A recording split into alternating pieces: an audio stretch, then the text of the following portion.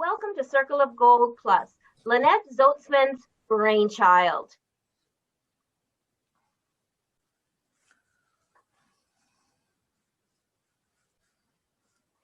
Circle of Gold Plus will help the competitors. It will give us lots of information. And let me move my face so we can see what this says. And it'll also give us new skills by listening to feedback. So that is what the purpose of Circle of Gold Plus is about.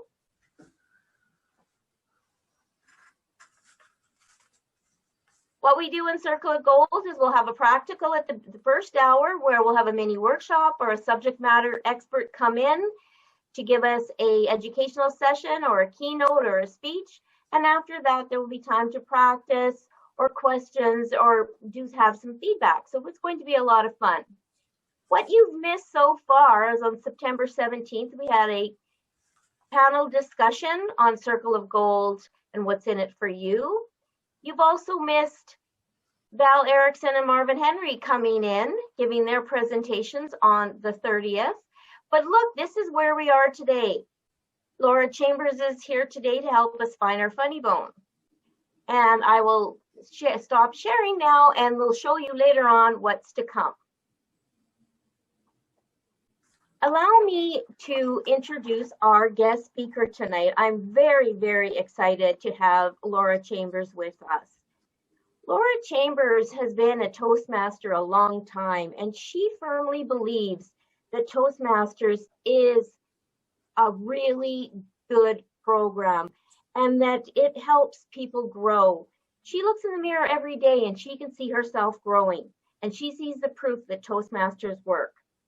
She finally got her DTM in 2019, and that's because she was just having so much fun, she forgot to go for the goal, so to speak.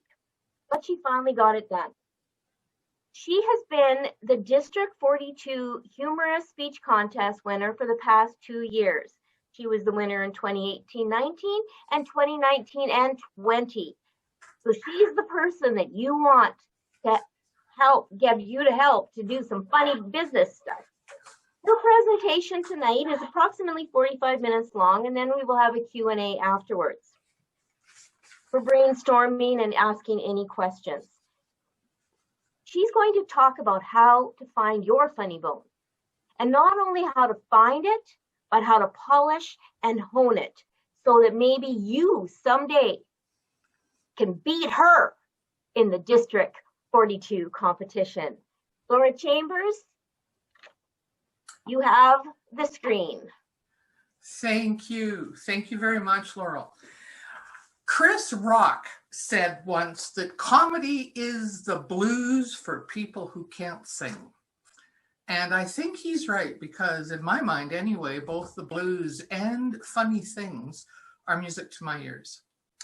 So I'm here tonight to talk about what it is that you think makes other people funny, and try to find specifically what your funny bone is. Humor is a big part of our lives, or at least it is for me, and especially right now in all the crazy things that's going on in the world. It brings us together, it lifts us up, it's good for mental illness, it boosts our immune system. We all need to laugh. And I really do believe that even people who say they can't tell a joke for love nor money can be funny. But the first thing you have to do is figure out what it is you think is funny and what it is, what specific sort of humor it is that makes you want to fall to the floor, to your knees, pee your pants, and howl with laughter.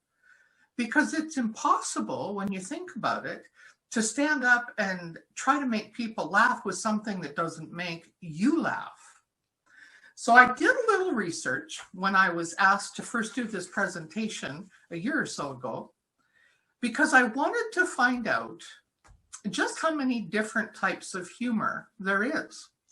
And in my research, I found out that even dating websites incorporate a lot of different questions about humor into their questionnaires that you fill out when you're setting up.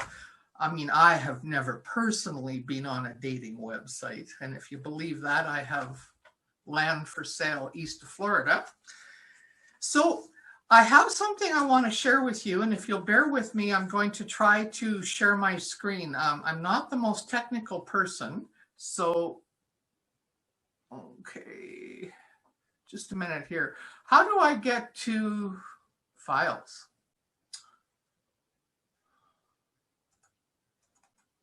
Do you want to share it like I did, or do you want to share it, because it has to be open on a screen if you want to share it on your screen? Yeah. Oh, okay. So I have to open it first and then share it? That's correct. Oh, okay. Sorry. I haven't done this very many times. Okay, one moment.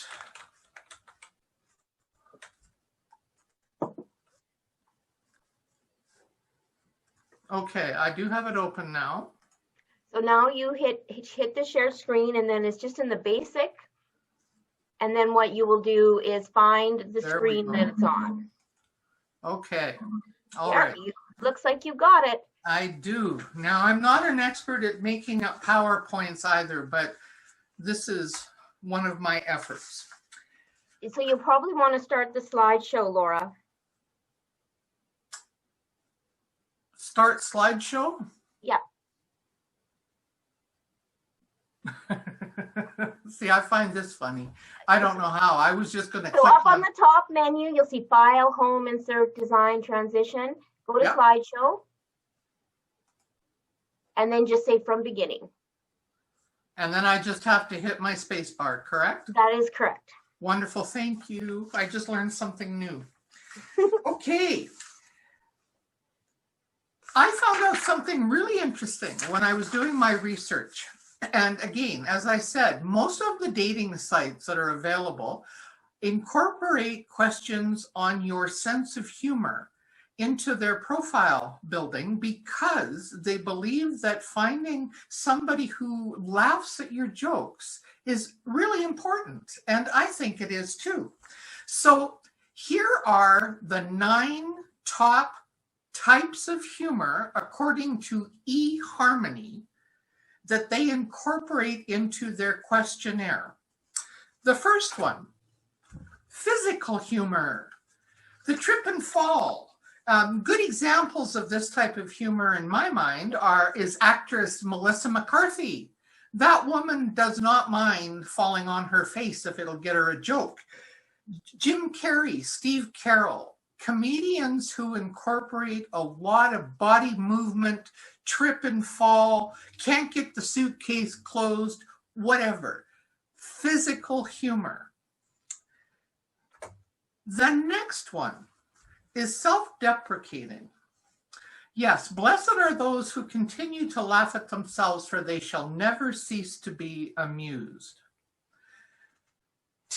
Taking your own stories and making them funny, poking fun at yourself.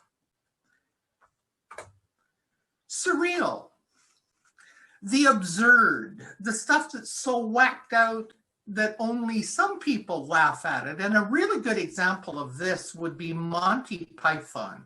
For anybody in the audience that's old enough to remember Monty Python, his humor was often on the edge of absurd.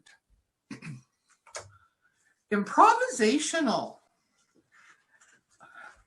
I love improv theater. And about 20 years ago, if I could have carved the time out in my life, I would have volunteered behind the scenes to take their improv lessons, to be able to just come back.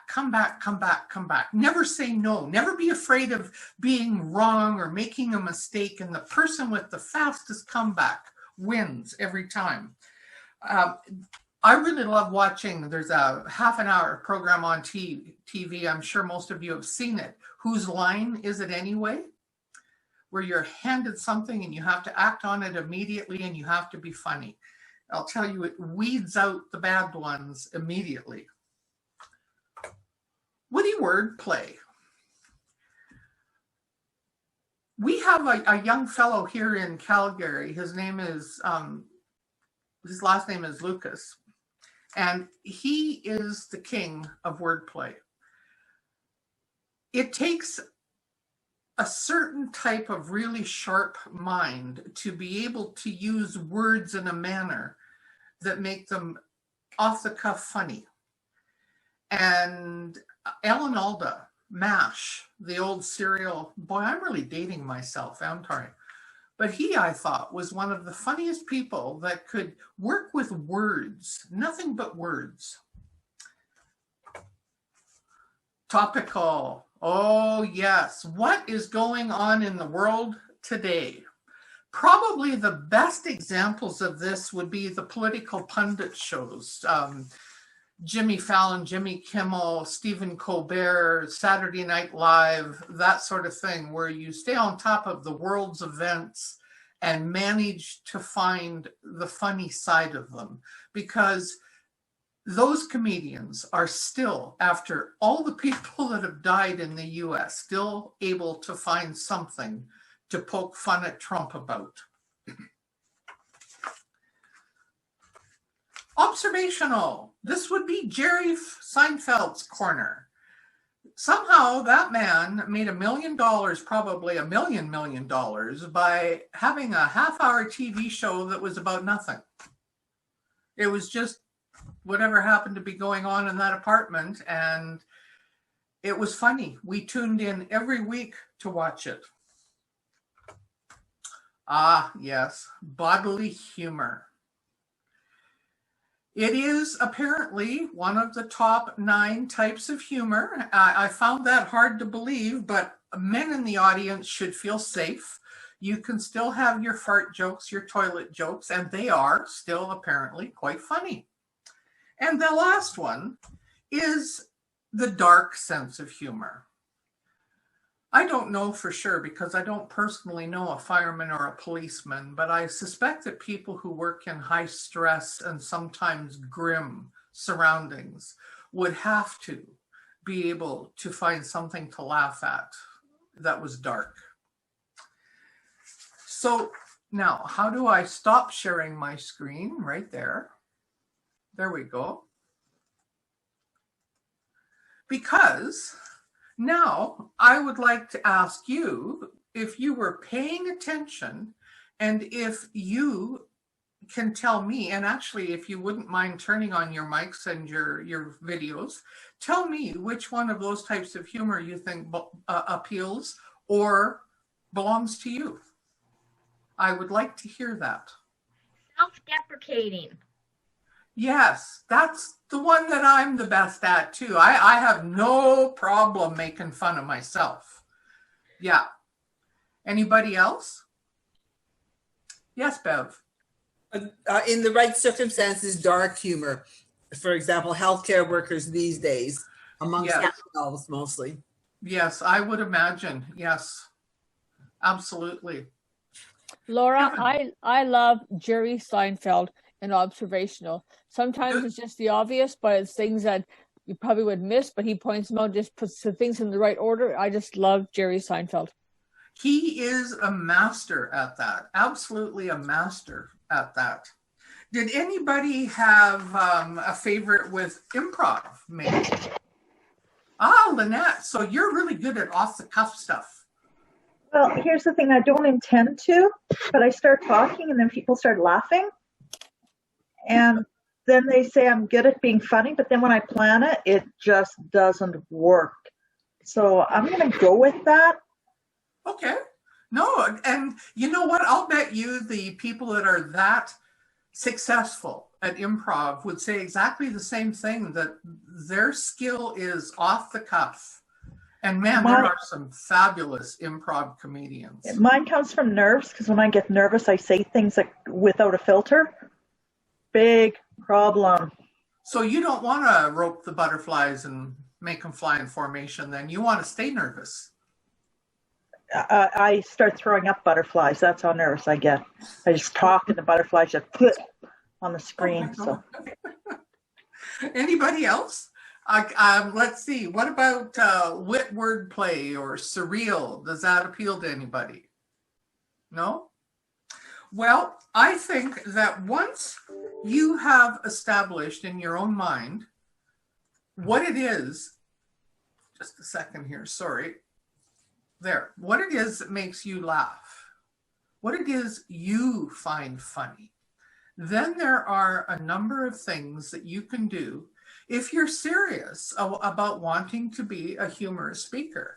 I think that the only reason I'm any good at it is I seriously wanted to be good at it. I didn't win the first time I competed, or the second, or the third, and I worked at it. So once you've found which style is your style that makes you comfortable, that you can buy into, that you can stand out in front of an audience and sell to them because you believe in it, then there are some things that we can do to start building on that. My type of humor is self-deprecation. And anybody that saw my Brazilian wax speech knows that. Last year, I told a story about using too much wrinkle cream. That was a true story too. This year, well, I guess humor also depends on how silly you want to allow yourself to be, because this is going to be part of this year's speech. There. Now that is definitely my best look, isn't it? So, let's see here. Once you know what strikes a chord with you, then here are the things, and stop me if you have a question, because this is where I would really like to start brainstorming, tossing ideas around, answering questions, etc. Keep a journal. Everybody's cell phone has that little notebook thing in it. Type in just enough words to remind you of something that just happened that you think is funny, or somebody else's story, or something you see on the news, whatever. That wig. Nylon. And I'll give you an example, and there may be people in the room that have actually heard this story, but it's another true one. I opened my phone one day, went to my notebook looking for something for a speech that I was needing to do. And I found a note that I had left for myself. Unfortunately, not one that I could use for a Toastmaster speech, but I'll share it with you anyway. My cousin and I had taken a holiday together, and the night that we got back to Calgary, we were sitting downstairs at my kitchen table, having a glass of wine and chatting. And I'm not sure how it came up, but it was something about how there have been so many recalls for dog chewy treats out of China that you're best to start feeding your dogs bully bones. Well, that led me to wonder what bully bones were made of, if they were so much better for your dog than what we're buying out of China. So out come the cell phone, and guess what? Bully bones are dried bull penises. Well, I just about fell on the floor from a fit of giggles, because I said, well, that would explain all of our dogs were female. And my cousin, she's still reading, and she starts to laugh, and she said, oh my God, she said, the calorie content is calculated by the inch. I was on the floor by that point. Now, I don't think I could ever actually stand on a stage and compete with that idea, but you get what I'm talking about. All I had written was bully bones, and it was enough to remind me of this story. So start keeping a little journal on your cell phone. Write down things that make you giggle, because you might have an idea here and an idea here and an idea here, but at some point that fourth idea gets written down. Wow, they all fit together. I've got a speech. So that's one idea. The other is practice. Practice, practice, practice, practice, like everything else we do for Toastmasters. And don't be afraid of dragging your friends and family into it. I'm telling you, I have cousins who would shoot themselves if I tried to do that Brazilian wax speech for them again. They've heard it so many times. Because doing it in your car when there's nobody there is one thing. That helps you memorize the words. Doing it in front of a mirror, that's another level of practice. That helps you with the body movements and some. But really, to gauge the effectiveness of a speech, you need the laughter coming back. You need the audience response. So use your friends and family for that. Your coworkers, everybody likes a laugh. And if you tell them that this is what you're practicing on, I'd be willing to bet everybody would say, use me for the science, because everybody likes a laugh. The other thing, keep pushing the boundaries of your comfort zone. If anybody had told me that I was going to stand up in front of a room full of people and tell my very painful story about having all my pubic hair ripped out at the same time, if somebody had told me that 10 years ago, I'd have said, no, are you, not me. I'm finding the older I get, the less I'm worried about what everybody thinks of me, though. So like I said, this year, I'm wearing this, and I'm completely comfortable with being silly, looking stupid, as long as it gets me a laugh. So just keep pushing the boundaries of your comfort zone. Somebody once told me, a man that I work for that I very, very much respected, said to me one time, your comfort zone is like a book of matches. You know, a book of matches is closed like this, but you open it up and as soon as you let go, it flops back open. But the second time you open it, it doesn't come quite as closed. The third time, not so much. In other words, practice. And if you truly want to be funny, get used to being silly. And the last thing that I have is timing. Practice your timing. Now, I'm seeing faces here tonight that are as old as mine, so I know that there's at least some people in the audience, Bev, at least some people in the audience that remember back when joke telling was an art. You know, you sat in the bar having a beer, somebody told a joke, somebody else told a joke, somebody else told a joke.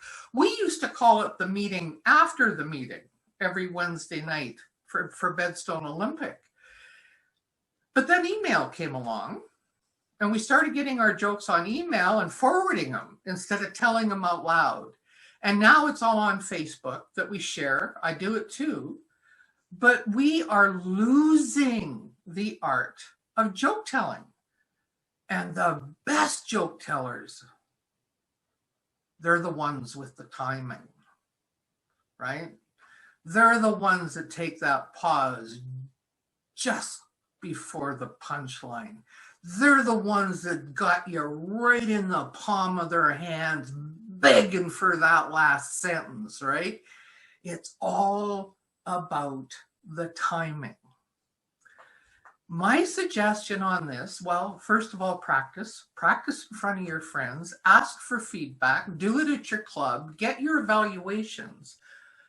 But I think that the one thing that allows you to take that time, to incorporate that time into your speech, is to know your speech. Know it. Have it practiced enough that you know the words so that your mind isn't grasping for the next word all the time, so that you're calm and you're confident and you can take that moment. Because really, when you're taking it, it feels like several seconds, but what your audience is hearing is more like 1 second. Other than that, I'm not sure how to advise. I don't believe it's something that comes naturally. I have never believed that one human being is born with more of a sense of humor than the other. It's our upbringing. It's what life has given us. It's our life experiences, our confidence, the way we look at life. I made up my mind very young that I needed to learn how to laugh at some of the things that were happening to me. I had to be able to find the funny side to certain things. I was a woman trying to do a man's job starting off in the 80s. Trust me, I could tell you stories all night about that, working in a man's industry wearing a skirt. And so I knew that if I didn't laugh, I was going to cry. I knew if I cried, I'd never earn the respect of the men that worked for me. So I learned how to laugh. For me, it was self-defense back then. And then one day I realized I love making people laugh. I think I should have been born a famous comedian making billions of dollars, because I'm sure that's what my purpose in life is supposed to be. I love to entertain. And the most musical thing to my ear is somebody's laughter. So I wasn't born funny.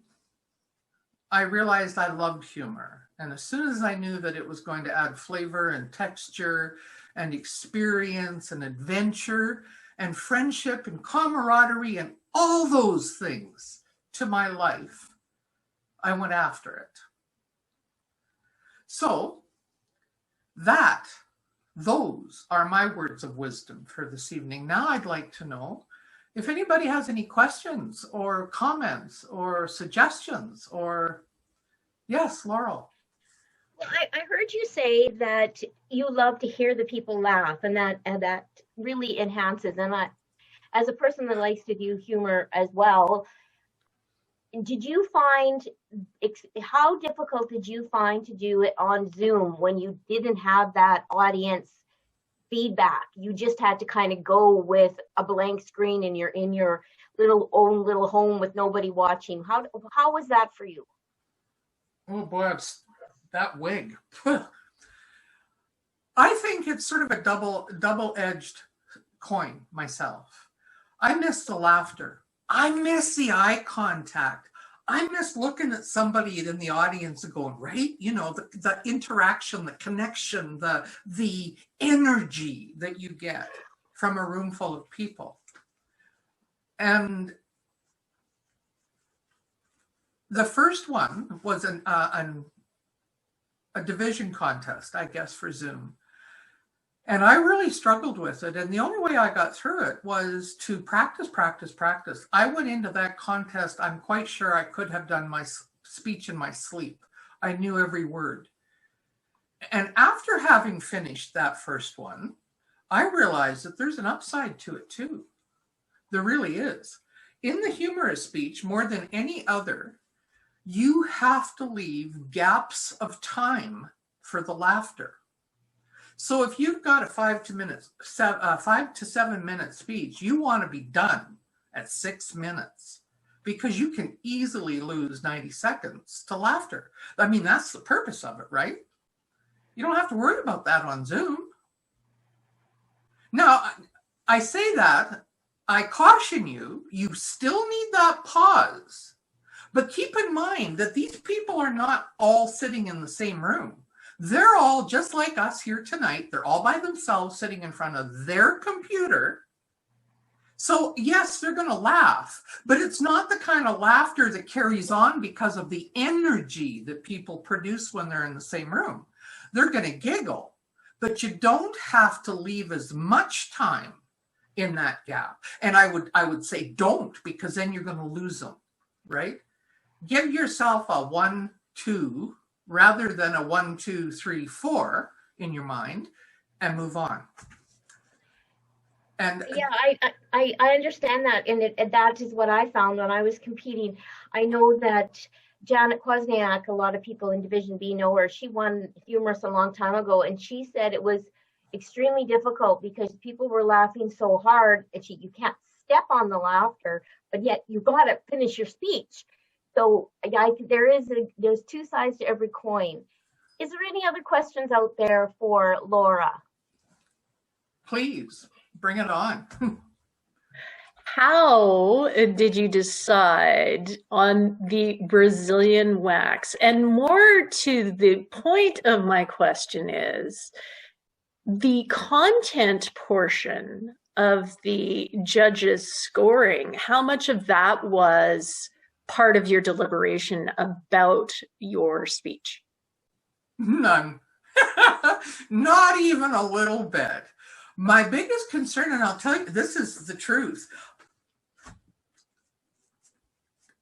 I would never have been able to have given that speech within 5 years of having had that wax because I could still feel the pain. So the wax was 10 years ago and I was able to see the humor in it. And I had told the story to some people who thought it was funny. My biggest concern was that would it be an appropriate topic for Toastmasters? So I had to be really careful not to say the word pubic. I said things like nether regions. I managed to incorporate some other words in there. But just before the club speech, I got an email from a friend who's part of my club, and she forwarded me this Wanda Sykes YouTube link. And there she is talking about getting a Brazilian wax. Now, her thoughts on it were a little different than mine, and she was far more colorful in her descriptive terminology. But I was afraid then that somebody would think that I'd stolen the idea. I can show you the scars, though. It is a true story. You're muted. Yeah, I know I'm muted. I was just thinking of the audience reaction if you showed us your scars. Yeah, don't do oh that. My God, yeah. We're good. Yeah. My question, Laura, is similar to what Tammy asked. How do you decide what's appropriate and what isn't appropriate? It's a kind of a two-part question. So why can you talk about Brazilian wax but not about bully bones? You think a man could get away with telling that more than a woman could? And do you speak just to have a good time? And if you win, you win. And if you don't, you don't. Because that's the impression I kind of get when you say you're not patterning after the judge's ballot. So those are my two questions. Well, I compete to win. I do. But I do not resent getting my butt kicked. If there's somebody out there better than me, I'm clapping the loudest for them because I want people who compete to want to win. That's what makes it a contest. But I watched the video of myself in Moose Jaw on stage doing that Brazilian wax speech, and it is evident to me that I am having the time of my life. There was not a nervous bone in my body that morning. I was having a blast, but I was prepared. I was ready. I had, and Russ Dantu, who was miking us up in behind the sheets, he kind of gave me a little pep talk, and that didn't hurt either. Bless Russ. So, Laura, I missed your Brazilian wax speech at the club.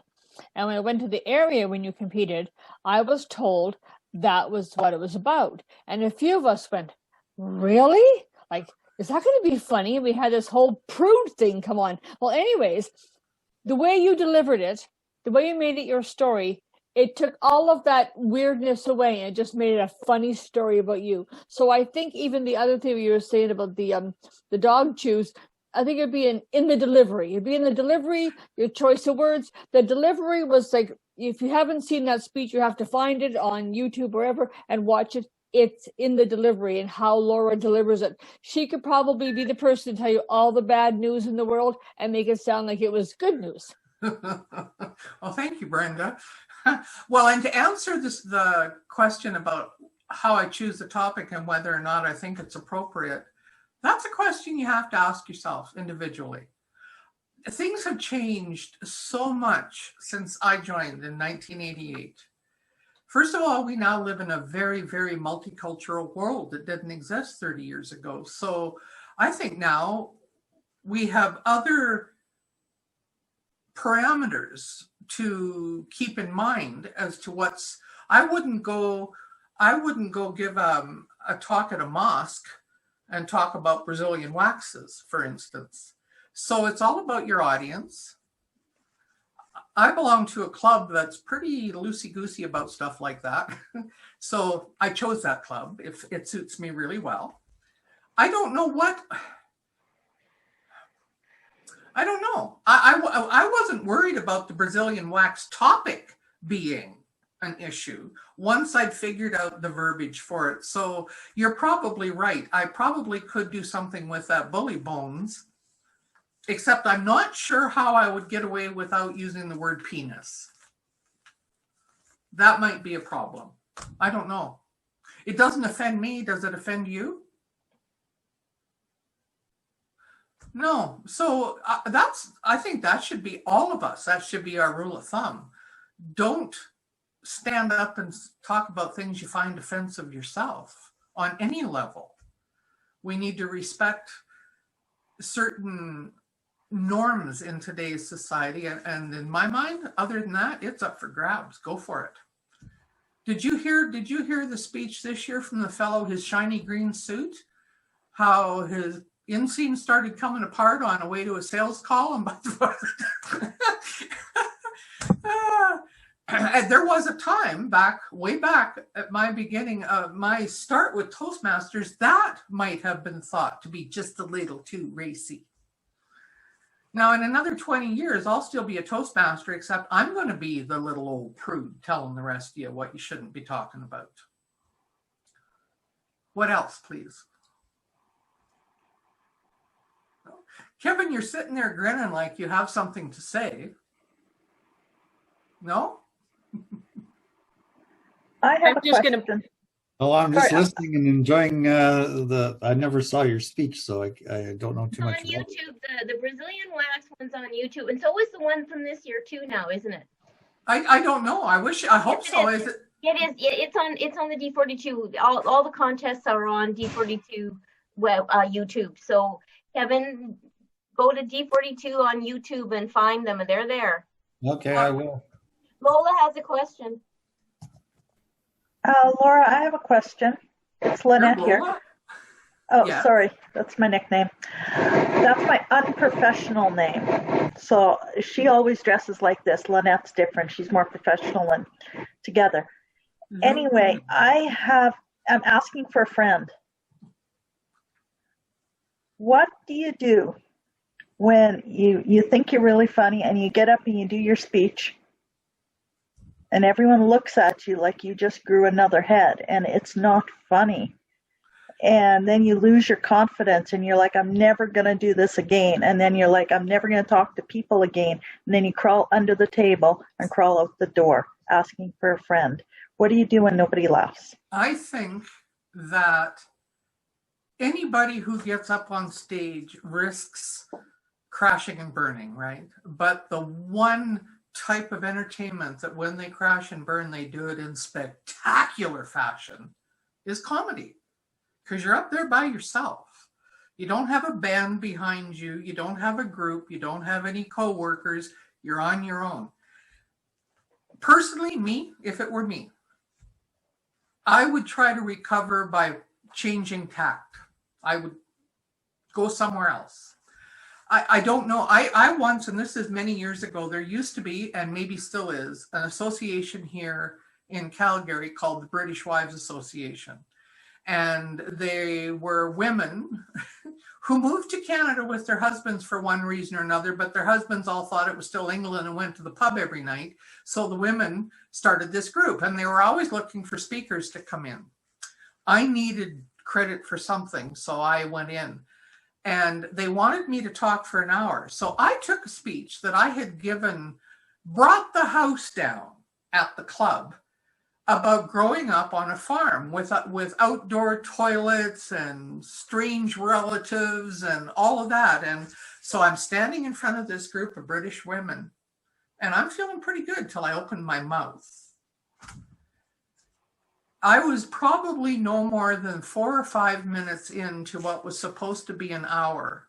And I knew from the looks on their faces, they didn't have a clue what I was talking about. The terminology was wrong, the history was wrong, the background was, everything was wrong. And I also knew that if I carried on like that for another 55 minutes, they'd probably run me out on the rails. So I just stopped. And I said, I can tell that you're not finding this very amusing. So instead, what would you like to do? And one woman said, well, I want to hear the rest of the story because I was finding it really interesting about living on a farm. I just don't understand your humor. So we turned it into an hour-long Q&A about living on a farm in Canada, and it went over really well, but it wasn't what I went in there thinking I was going to do. So what do? Finish it, chalk it up to a failure, do it again. If you don't think you succeeded, do it again. Do it again until you feel like you succeeded. I am the queen of telling people that in evaluation. I don't believe you've met your objectives. I think it was a really, really interesting speech. You delivered it beautifully, but you did not meet your objectives. I suggest you do this one over. And I think if you take that in your own mind as a, I don't know, Lola, rejection hurts. And it's even worse when you're standing up in front of a group full of people being rejected. How safe do you feel in your group? Oh, I'm fine. They don't throw anything at me or anything. And I'm asking for a friend, so just speaking on my friend's experience. But nobody's throwing anything at my friend. No tomatoes. Tomatoes cost too much, so it's not like a Shakespearean play. So you really, truly are asking for somebody else. Oh, No, yeah. Yeah, I tell my therapist that all the time too, so it seems to work. You know what? We are all in Toastmasters because at some point we made up our minds that we wanted to improve. And if improving meant that we had to fail a few times before we succeeded, then that's what it took. That's the whole idea behind Toastmasters. You prepare, you practice, you do your best, and then you stand up and you present what you have for your audience. You do your best. If it fails, I would go home feeling kind of bad. I might hang my head for about, 4 minutes, and I'd get over it and do it again. I'll call, you know what, we'll have to talk one day and I'll tell you all about big girl pants. Well, here's the thing, Laura, if I may share. This happened to me when I was in humorous contest 2 years ago, I think. And I did my speech, and it was funny, and the club laughed. And then I went and practiced it the following week, and some of the club laughed. And then after the 15th or 16th time, nobody was laughing. And it was because they were used to it, and the moment was gone, right? And so for anybody who's practicing and people don't laugh after the 16th time, it's not the speech. It's not you. It's just you're practicing around the same club. So. You are. So that's my when experience. you get a bunch of people together and you have a backyard bonfire. You wait till everybody's had about 5 beer. And then you do it. Because trust me, you'll get so much laughter, it'll make up for the last 15 times. I did my Brazilian wax speech one night after we'd all had a few beer. It was the funniest I'd ever been. Or at least that's what they told me. I don't know. Yes, hi, Samuel? Yeah, Samuel. So I have one question, Laura. So what it is said that humor is basically a technique to engage people for the speech. For only for the fun, we have stand-up comedian. So how do you differentiate that how much you want the laughter in your speech? Because you don't want to be a comedian. You want to deliver a message and you want to engage your audience by humor. But you can have a very small humor, still people are engaged. Then you are also successful. So how do you basically put a limit that I will not be a stand-up comedian, I will be delivering a humorous speech? This is my opinion only, but I would define a stand-up comic as somebody that gets up in front of their audience for 10 minutes, 20 minutes maybe, and it's one joke after another, one-liner. Some of them have a few sentences, but for the most part, it's not storytelling as much as it is joke telling.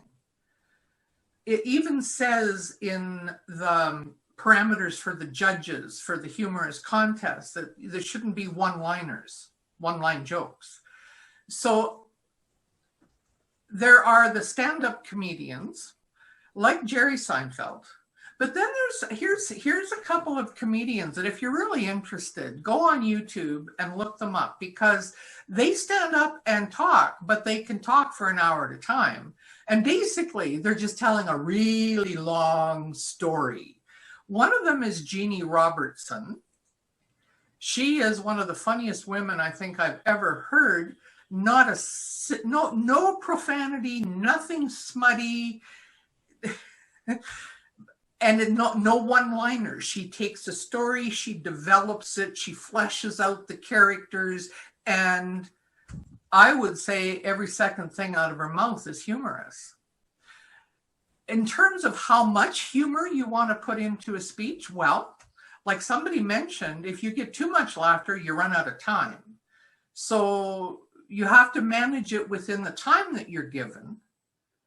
But I'm not sure that we need to worry about too much humor. If it's too much humor, shorten your speech. I think the worry is more about getting the laughs than getting too many laughs, right? I'll tell you, I have so much fun with this, with humor at Toastmasters, that I've decided I'm going to investigate what it would take to have a YouTube channel. I plan to retire next year, and with the financial state the whole world is in, I'm not sure I'm going to be able to afford to. I need a side gig. I think I'm going to look into doing things like the Brazilian speech, but on YouTube. So when I get there, Simon, I'm sorry? Talk to me. I'll tell you how to do it. Oh, all right. Thank you. I have my own YouTube channel, so you can do it too. All right. Yeah. And again, you know what? It's find your style, find your stride, get into step with yourself.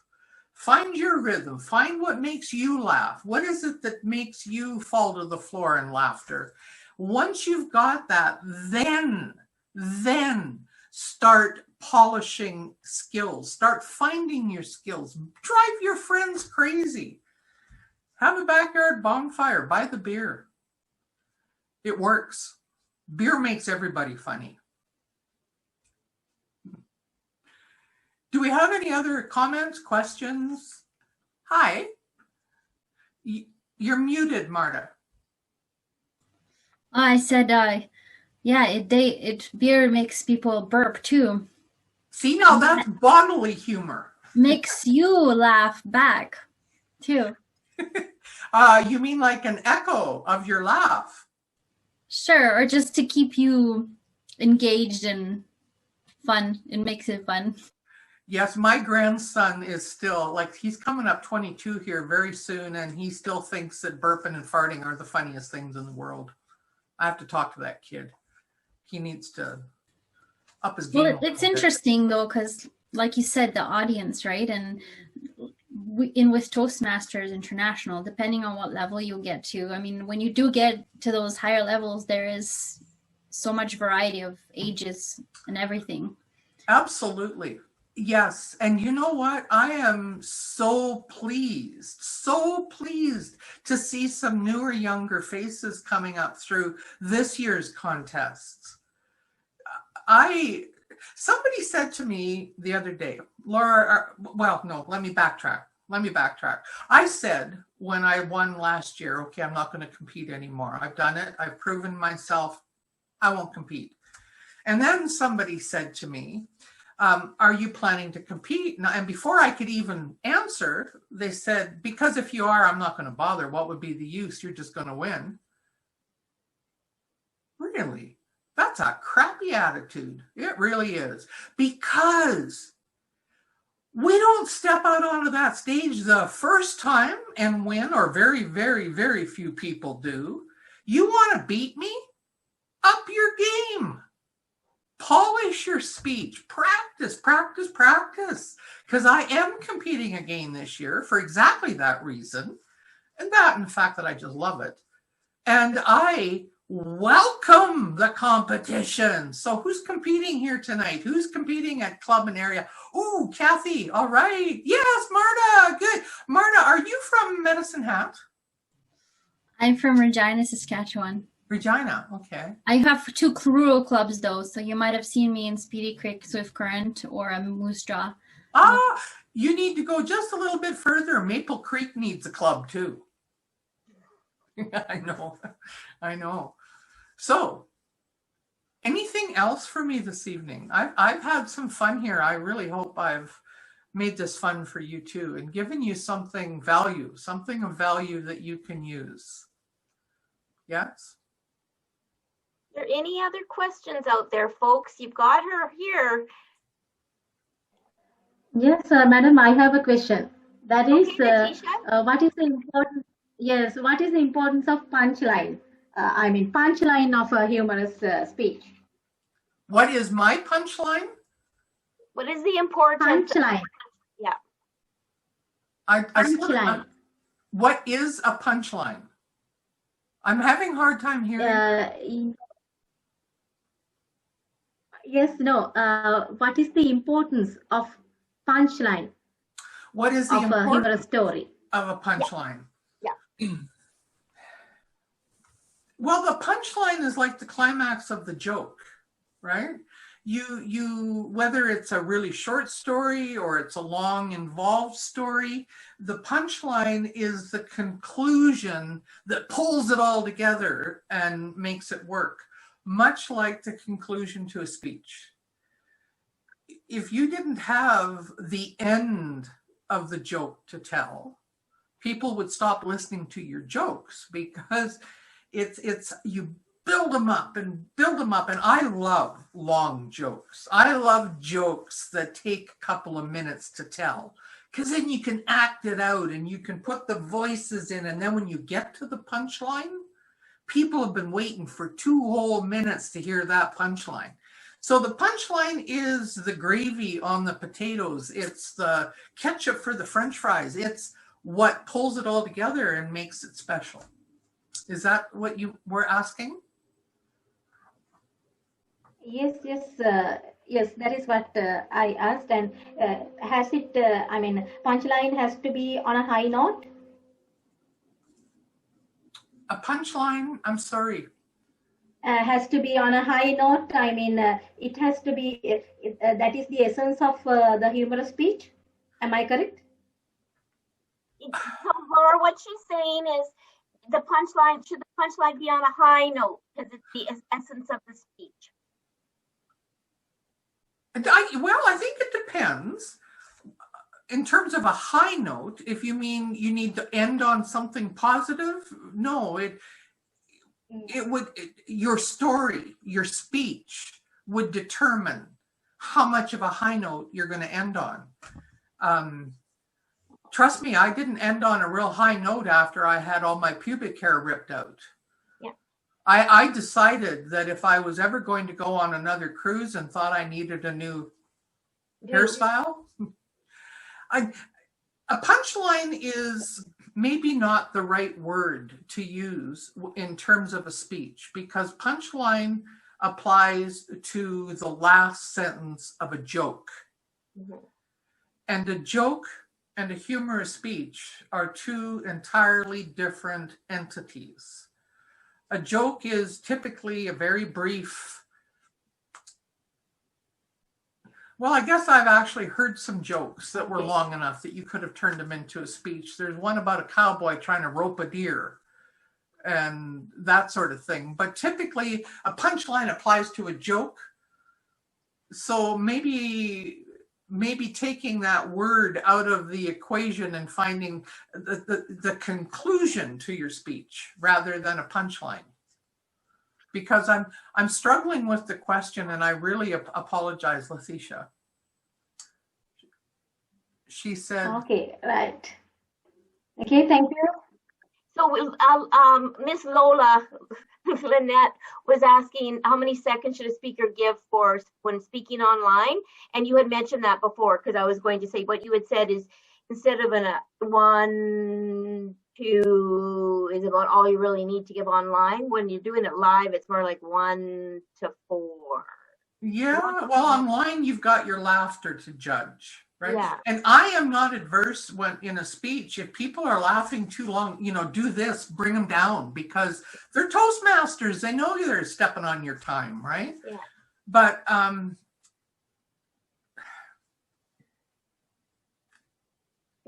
I think the length of time determines the kind of impact you want to have. If you've really been building up to this joke, then give it a 1, 2, let them laugh for a minute. Or if you're building it up and you're giving a pause for that pause before the punchline, again, it's your audience, it's how much time you have left too. But yeah, the count of 2 seconds, 1, 2, that's 2 seconds, I would think. Bev, you're the nurse. You take people's pulses. So Mr. Lonechild has a question. Yes. Oh, so formal. Thank you very much. My question is that what's the difference you're finding with being online and telling the jokes, and what kind of resources are you utilizing for, say, prop-wise? Oh, see, I think personally, now you're getting me all excited here. I think that online has so many benefits that you don't get in person. For instance, when I did my joke about the wrinkle cream, I was able to get right up to the camera. And one of the people that I just competed against this past Tuesday night used that same lean in to make a point. And there's something about being, in my mind, I talked about how silly are you going to allow yourself to be, because not everybody will ever be comfortable with putting on a bad wig and looking that stupid. But there's something about being behind the camera instead of right out in front in person that for me lets me be just a little bit sillier. Because Lynette's worried about failing. Well, you know what? When you fail, or you feel you failed, or you didn't get the response you wanted online, you just shut off your computer and go pour coffee or a glass of wine, right? No Yes. No wine. Well, wine is good, but you're right, because you don't know that when you're in online, you don't know, you're just having fun. Yeah. And it doesn't really matter. Like everybody else is, who cares? Everybody thought maybe everyone went and took a bath, but I just had some fun, so I don't really care. So yeah, I get that. I do have a question for you, Miss Laura Chambers. My question would be, and this is the most important question of the evening. Because you've given a speech and now you've done a Q&A, are you using it as one of your pathway projects and you probably should have got evaluated for? That's really a good question. No, see, that's why it took me 30 years to get my DTM. Exactly. So why don't you see if it's part of your path and projects, and if you would like, I will evaluate you. If you want me to send me your evaluation form, I would be happy to do that for you. Okay, that's mighty kind of you. No, I hadn't. At the very least, you did some good research and presented it. So at least it's a level 1 speech. If you don't find it anyplace else for a new path, you got to head start. In most projects called handle a Q&A, and this would qualify. So I don't want to see you wait another 100 years until your next DTM. Thank you. I really appreciate that, Laurel. That's very kind of you. I will. I'll take a look. And I had chosen my path before they came out with the humorous one. So I'm thinking very seriously of starting a second path to work on. And if I have to, I'll do it now so that I can get the credit. Okay, good. Just wanted to know that was open. Is there any final questions for Miss Laura before we go into a quick break and then our second half of our session? I'll tell you, Laurel has my email address, and I'm giving her permission publicly if anybody wants it. If I can help anybody, like part of this journey that we're on is to support one another. So please feel free to reach out. I'd be flattered, actually, if I can help anyone. And Laurel can share Actually, I'll give it to you right now. How do Let's we? just put it in the chat. Yeah. I think that might be the best approach. You got that handy, or do you want me to grab it? I've got it.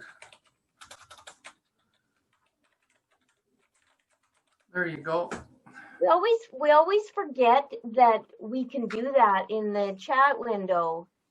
So there you go, everybody. Grab that, and she will give you a hand if she loves to coach and mentor. Absolutely. She is also the district's Circle of Gold coordinator this year. That means if you actually get as far as doing it in district, you will get a chance to be in her Circle of Gold, and she will help you polish your humorous or international speech and maybe get on the stage and win at District 42 level.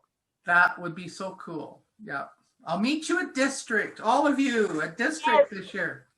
Yes. All right. We have 2 minutes left. We will wrap it up for this evening. I really want to thank everyone for coming out. I want to remind everybody our next Circle of Gold Plus is on Wednesday, October 28th. And Connie Pouse, who is one of our Division B Table Topics experts, will be here and giving us some tips and tricks on table topics as we head into Table Topics contest season. Please make sure you come out and hear that and have some speeches, and maybe we'll practice some table topics in the last hour and give everybody an opportunity to get a good idea on how to do a table topic. On November 12th, Thursday, November 12th, we will have Iris Talbot here, who is from Calgary, and she will be giving us some lessons on vocal variety. And then I want to remind everyone that on November 25th, we have Lance Miller coming, who is 2005 world champion. He will be coming to talk to us on picking your topic, how to find your niche in that international speech contest. Then we'll take a break until 2021. So don't forget to come out for those events. Thank you for coming out. I really enjoyed being here with you all this evening. Have a wonderful night. You too. Thanks, Laurel. Bye. And if you guys had fun tonight, tell your friends at your clubs and bring them next time, because next time it's going to be that much more fun. Yeah. Thank you Good so job, much for Laurel. the opportunity. Yep, we're back again. Thank you. Good night, everyone. Thanks. Good night. Laurel and Mark, can you stay behind, Laurel and Mark? Yep. Thanks.